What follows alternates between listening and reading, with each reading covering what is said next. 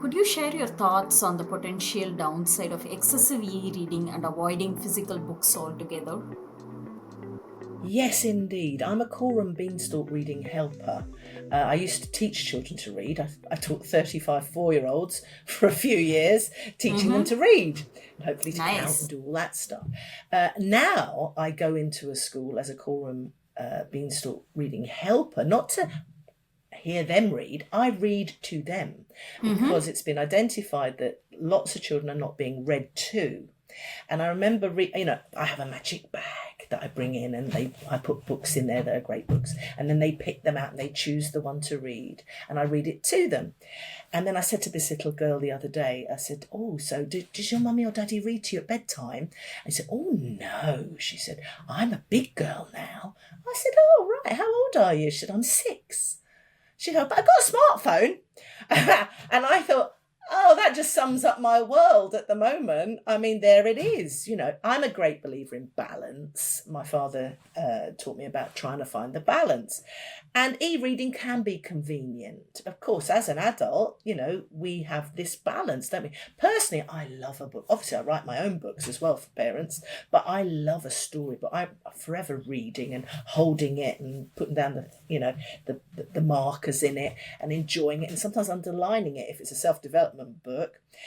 But I don't think necessarily ebooks should be the default reading method for young children, especially when they're kind of enjoying and learning the joy of books. And I don't know about you, but one of the great memories I have with my own children was them jumping on the bed, and I'm getting out these books, and certainly Michael Rosen wrote We're Going on a Bear Hunt, right? It was one of my favourites. And they would get round me and we would just share the noises and the swishy swashy and the laughter, and we'd read it over again and again, because that's what young children kind of like. But they are magic memories, and they ended up being great at reading, enjoying school. And you can whip around and swap around a bit when they get a bit older, but I certainly think books have a real place. They bring so much joy, and they're so helpful, of course, for children learning things, and they also help them concentrate and help with focus, because that's the problem in the digital age, isn't it?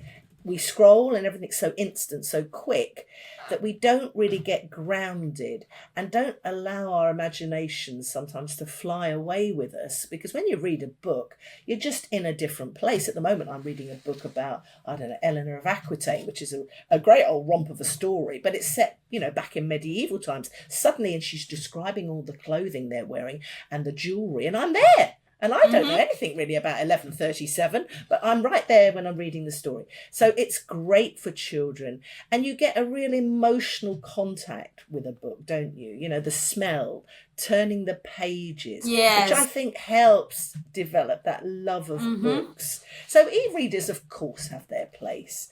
And if you have a child that's dyslexic, an audiobook is fantastic. I love podcasts as well, personally as well. I listen to things, I read things, I watch things, but I'm mindful of all the different aspects of what I'm doing. And that's all I'm trying to get parents and kids to think about. How balanced is it? Do I need to address that I'm reading too many ebooks because my eyes are aching a bit now and I think I'm going to go to a real book?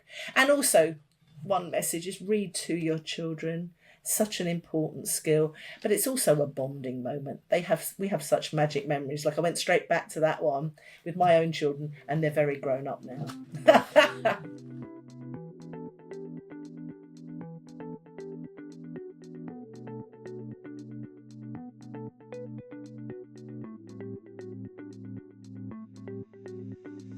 These videos are proudly sponsored by Mobicip because we are dedicated to helping families set clear agreements and build healthy technology habits together.